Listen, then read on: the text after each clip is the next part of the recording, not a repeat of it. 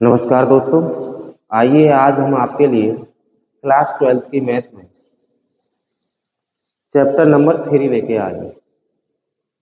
दूसरा जो चैप्टर था वहां तक हमने आपको हल करा दिया है और इससे पहले की जो भी वीडियोस आपने नहीं देखे हैं आप जाकर के चैनल पर सीरियल में एक से लेकर के जितनी भी एक्सरसाइज है वो भी हल कराई हैं और उन एक्सरसाइजों में जितने भी सवाल हैं वो भी हमने सीक्वेंस में सारे के सारे हल करा रखे हैं। तो अब दूसरे के बाद हम हल कराने जाएंगे तीसरा चैप्टर। आपकी एनसीईआरटी का जो तीसरा चैप्टर है वो आव्यूह है। क्या है? आव्यूह। अंग्रेजी में इसको बोलते हैं मैट्रिक्स। क्या बोलते हैं? मैट्रिक्स। पहले हम इसका फंडामेंटल समझेंगे। बहुत ही आसान चैप्टर है, कुछ भी नहीं है। अभी तक आप छोटी छोटी क्लासों में जोड़ना घटाना सीखे हैं, इस चैप्टर में भी कुछ ऐसा मिलेगा, थोड़ा सा इधर उधर का होगा और वो भी आपको समझ आएगा। ठीक है ना? तो सबसे पहले हम इसका फंडामेंटल समझेंगे। तो आइए उसके लिए जो हमारा आव्यूह है इसमें एक पंक्ति होती है जिसको हम रो बोलते हैं। क्या बोलते हैं? रो। एक स्तंभ होता है जिसको हम कॉलम बोलते हैं। क्या बोलते हैं? कॉलम। पंक्ति और स्तंभ, रो और कॉलम। अगर हम इसका जो सिंबल होता है वो ये होता है, बड़ा वाला ब्रैकेट समझ लो। इसमें मैं यहां लिख दूं A11, A12, A21, A22। तो पहली बात तो ये है, ये एक वर्ग आव्यूह होगा। क्यों वर्ग आव्यूह होगा इसकी अभी चर्चा करेंगे। उससे पहले समझो कि जो पंक्ति होगी वो हमारी ये होगी, एक होगी पंक्ति। ठीक है ना? मान लो अभी मैं आपके सामने खड़ा हुआ हूं, तो खड़ा हुआ जैसे कोई मकान बनता है तो उसमें कहते हैं ना कि 4 कॉलम या 6 कॉलम लगा दो, तो ये वही कॉलम टाइप के हैं। खड़ा हुआ व्यक्ति और एक सोता हुआ व्यक्ति। सोता हुआ व्यक्ति की अगर हम मैट्रिक्स में तुलना करेंगे तो वो एक पंक्ति का कार्य करेगा, लेकिन जब खड़ा हुआ व्यक्ति होगा वो एक स्तंभ का कार्य करेगा। तो इधर से देखने पर ये देखो लेटे जैसा लग रहा है ना, तो ये हमारा पंक्ति हो गया जिसको हम आर से प्रदर्शित करते हैं, ए का। दूसरा ये हो गया। अब इसमें हमें अंतर छांटना होता है कि कौन सा आर कहां का है। तो इसको हम कहेंगे पहली पंक्ति, इसको कहेंगे दूसरी पंक्ति, यानी कि R1 और R2। अब बात करेंगे स्तंभ की। किसकी बात करेंगे? स्तंभ की। तो स्तंभ हमने कहा खड़ा हुआ व्यक्ति। खड़ा हुआ व्यक्ति ऐसे ही तो होगा जमीन पे, तो ये हमारा सी हो गया। एक दूसरा सी ये हो गया। तो ये पहला है तो C1 कह लो, ये दूसरा है तो C2 कह लो। अब इसमें पंक्ति यानी कि R1, कॉलम यानी स्तंभ,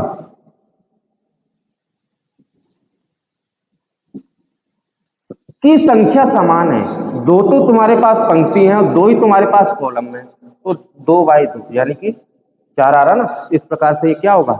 एक वर्ग आव्यूह होगा। क्या होगा? वर्ग आव्यूह होगा। ठीक है ना? तो ये इसका चिन्ह होता है, ये पंक्ति होती है। अगर मैं इससे थोड़ा और हटके लिखूं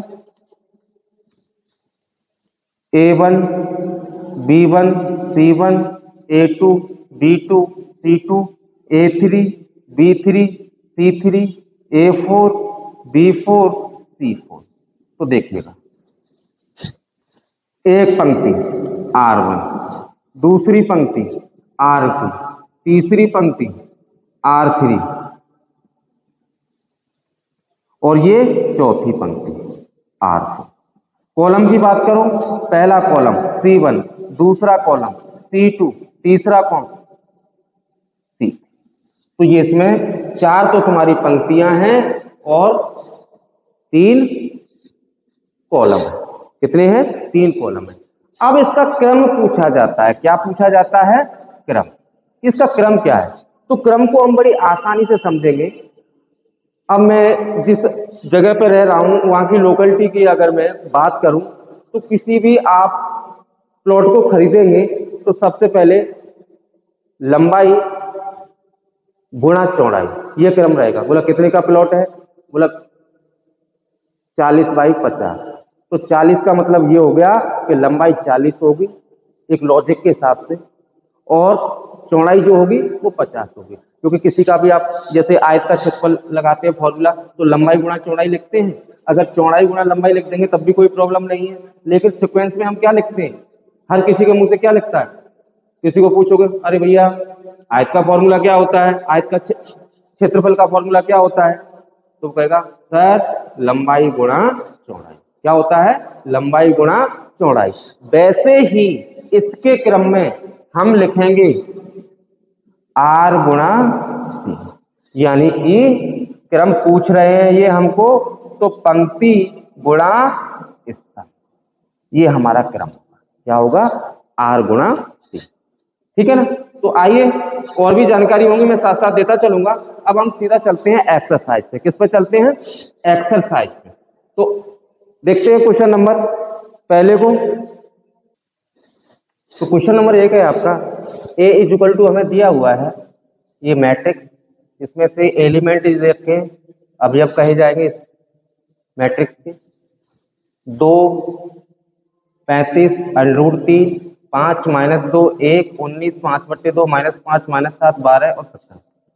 अब इसमें पूछा गया है कि आव्यूह की कोटि क्या है, ये जो आव्यूह है कोटि क्या है।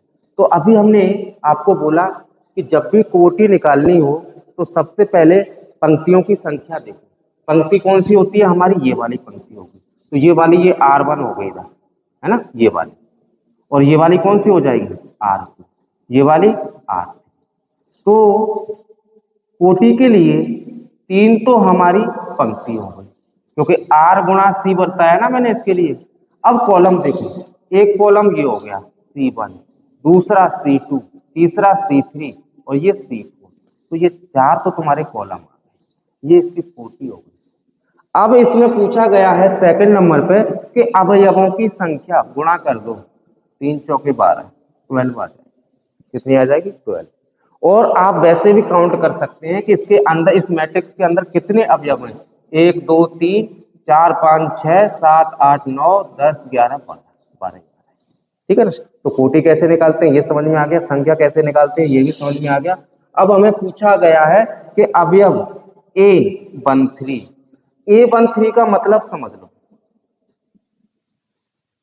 A13 का मतलब है, मैंने कहा जो भी लिखा होगा उसको कहो RC। तो ये पहला R 1 के बराबर हो गया, C हमारा 3 के बराबर हो गया। तो इसका मतलब ये हो गया कि 13 में कि ये जो अवयव है वो पहली पंक्ति का है और तीसरे कॉलम का है, क्योंकि C तीसरा। ठीक है ना।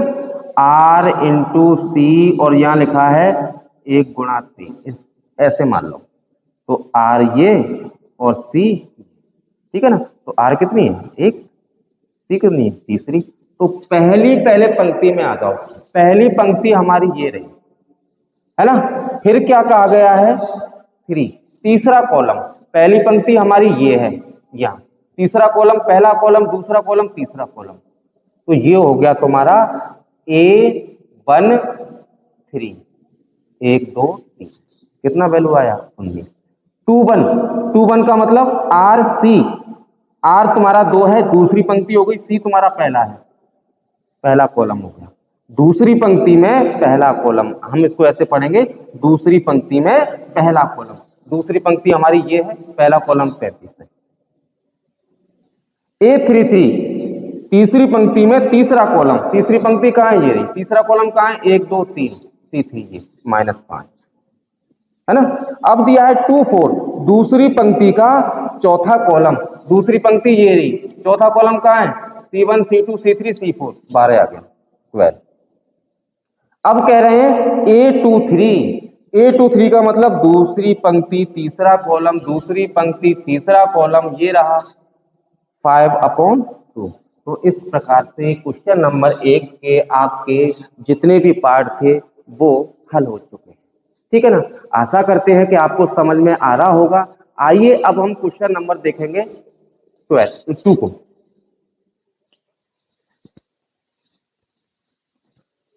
क्वेश्चन नंबर 2 क्या कह रहा है, यदि किसी आव्यूह में 24 अवयव हैं तो इसकी संभव कोटियां कितनी होंगी, और यदि इस आव्यूह में 13 अवयव हैं तो संभव कोटियां बताओ। जब आव्यूह में 24 अवयव हैं, यहाँ कितने थे, 12 थे। ठीक है ना, अवयवों की संख्या कितनी आई थी, 12। अब ये कह रहे हैं कि 24 हैं, तो सुनो इसके हम फैक्टर करेंगे। 24 गुणा 1 गुणा 24, इसका मतलब ये हो गया भैया कि हम 24 पंक्तियां ले सकते हैं और एक ही कॉलम ले सकते हैं, ऐसे इसको लिख सकते हैं। मान लो यहां मैं इसका फंडामेंटल सा जरा समझाता हूं। इसमें ये हमने ले लिया, ये ले लिया ना, ये आपको ले लिया। अब यहाँ में मान लो पहला हमारा जो अवयव है वो 1 2 3 4 5 6 7 8 9 dot dot dot dot dot, यहाँ लिख दो 24। क्या लिख दो, 24। तो एक ही कॉलम में 24 अवयव आपके आ रहे हैं, एक ही कॉलम में। और इधर से देखेंगे तो भैया ये तुम्हारा क्या होगा, आर के लिए इंडिकेट करेगा इधर। अगर बाय द वे और होते तो ये इधर से देखने पर आर ही तो होता। तो ये स्थिति बन सकती है।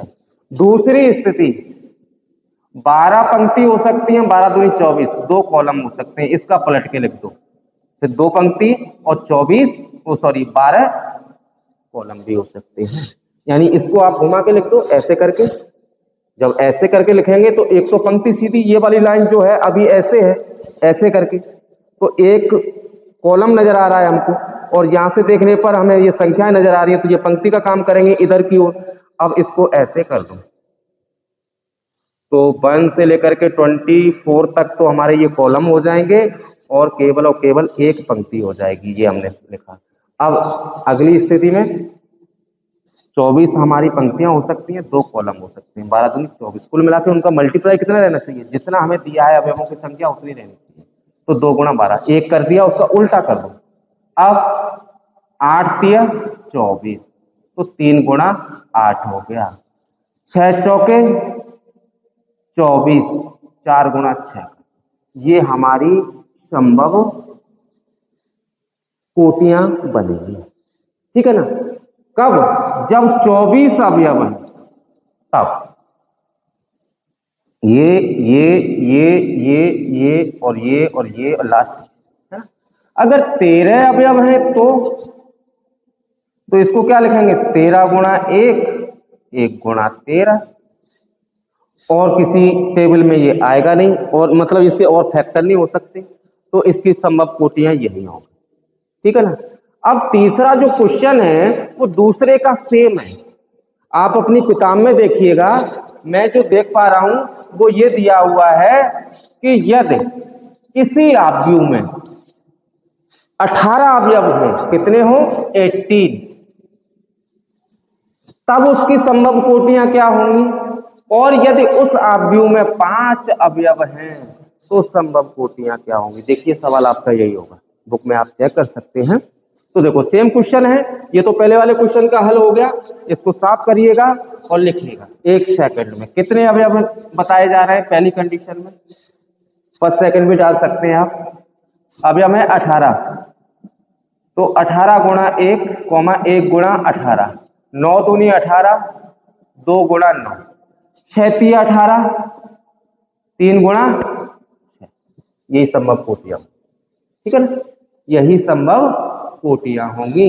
और यदि 5 अवयव है भैया, विषम है, तो 5 गुणा 1 गुणा 5, यही 2 ही हमारी संभव कोटियां। आइए अब ये हमारा तीसरा क्वेश्चन हो गया, यहां नहीं एडिट किया था, ये कर दिया, तीसरा क्वेश्चन हो जाता है हमारा ये।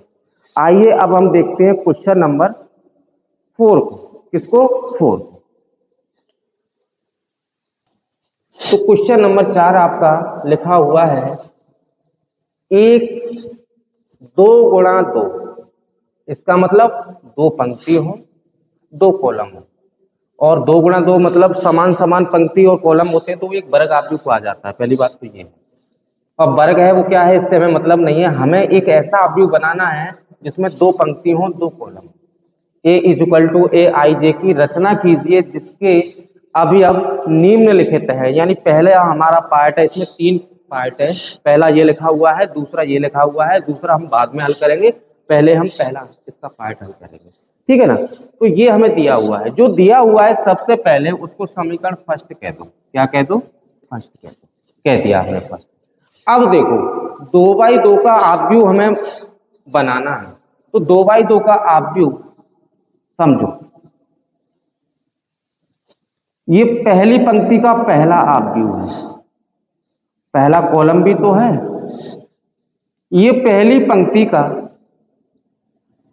दूसरा कॉलम का एलिमेंट हो जाएगा। यानी कि ये इस आव्यूह के अंतर्गत पहली पंक्ति का 1 लिखा हुआ है तो पहले कॉलम का एलिमेंट है। ये पहली पंक्ति का है, साथ में दूसरे कॉलम का है। A21 दूसरी पंक्ति का है, पहले कॉलम का है, दूसरी पंक्ति का पहले कॉलम का। और ये 22 दूसरी पंक्ति और दूसरे कॉलम का देख लीजिए। यानी हमें ये निकालना है, इसमें से क्या निकालना है? A11 A12 A21 A22। एक बार आप पुनः समझिएगा, हमें दिया हुआ है AIJ, अगर मैं I की जगह पे 1 रखूंगा, J की जगह पे 1 रखूंगा तो क्या मिलेगा? 1 मिलेगा। 1 A11। सबसे बड़ी बात ये है कि I इज इक्वल टू 1 और J इज इक्वल टू 1 रखना क्यों है? रखना क्यों है? तो इससे जो पहला वाला क्वेश्चन था उसमें से हमने कुछ वैल्यूज फाइंड आउट की थी, वहां से आप समझिएगा। अगर हमें 2x2 का यानी 2x2 का एक आव्यूह का निर्माण करना है तो गारंटी के साथ उसमें पहला जो अवयव होगा वो A11 होगा, दूसरा जो होगा 12 होगा, दूसरी पंक्ति का जो पहले कॉलम का एलिमेंट होगा वो A21 होगा और ये होगा 2।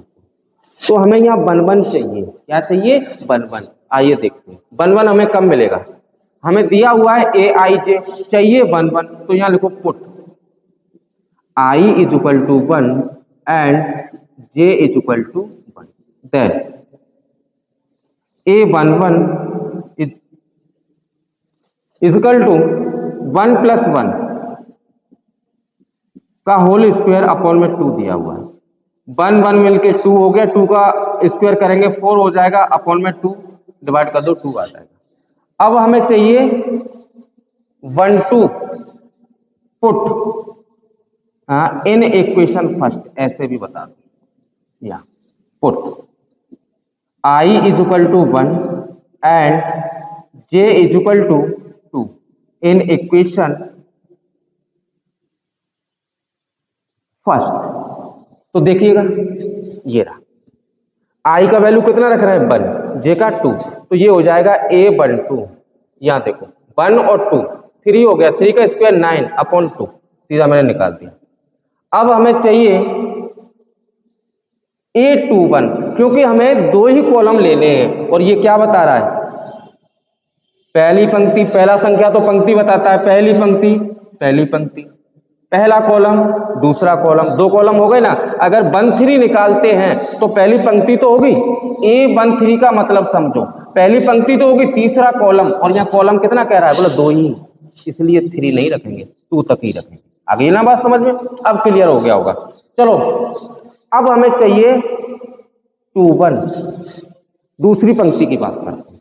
Put I is equal to 2 and J is equal to 1 in equation first.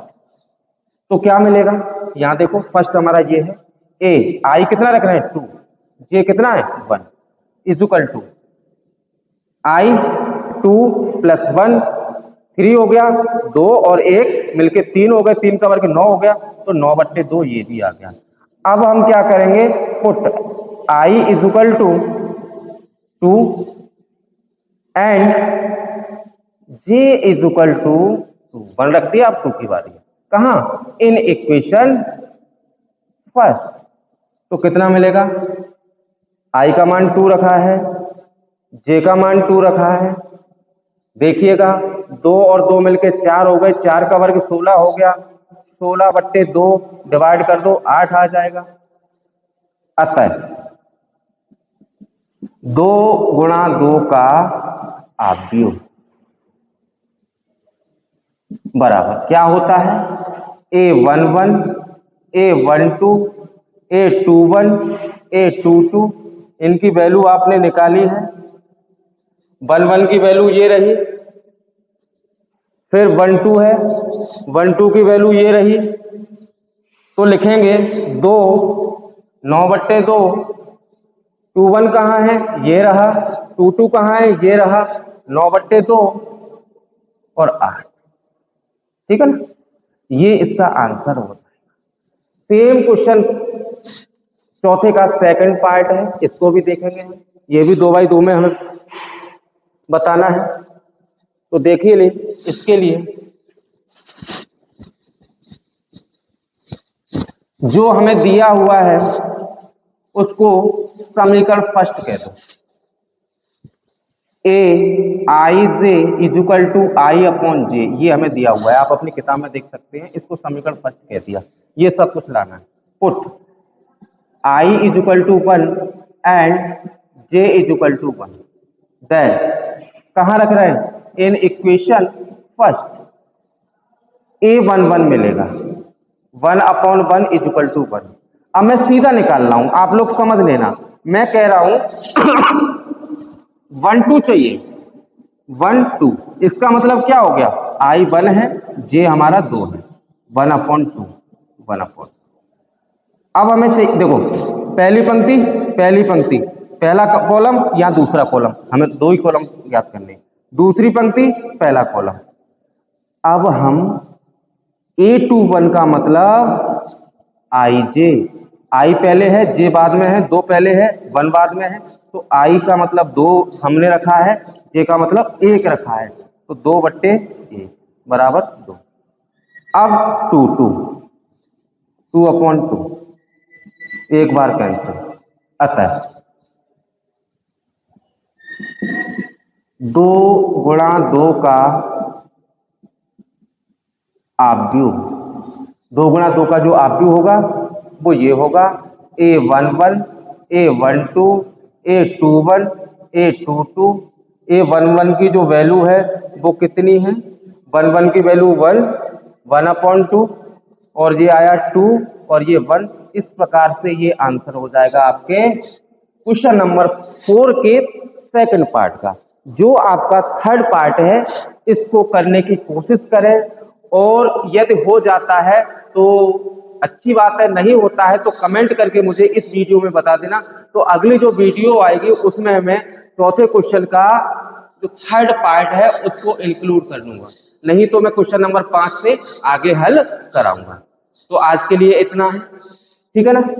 आशा कर रहे हैं कि आपको अच्छा समझ आ रहा होगा, और अच्छा समझ यदि आ रहा है तो बहुत अच्छी बात है।